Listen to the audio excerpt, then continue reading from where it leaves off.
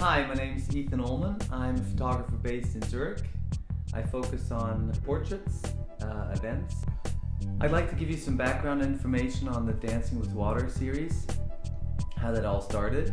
Last summer I took martial arts photos at a waterfall of about 10 martial artists, and two guys were doing kicks, and one kick the water sprayed up and it hit some stones in the back that were dark, so you could really see the drops. And then I thought, this would be really neat if we did this at night. At that point I had gotten to know a dancer, and I asked her if she would be willing to do this experiment, and she said yes. And so we booked a public indoor swimming pool and we did a larger production there. The lighting setup was basically a triangle, so camera left, camera right, and from behind. And I was very fortunate and glad that I had an assistant, because water really looks best if it's lit up from the back or sideways from the back. And so the assistant, because the lights were far away on all sides of the pool, she could fine-tune that.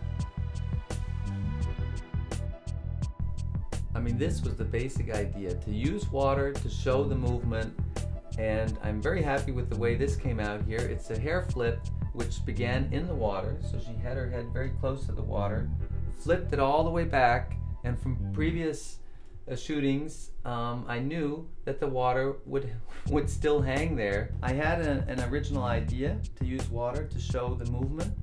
I could only do that to a certain degree, and I underestimated how difficult it was to use water, especially with the feet, if the water is that deep, because you cannot get the foot out of the water.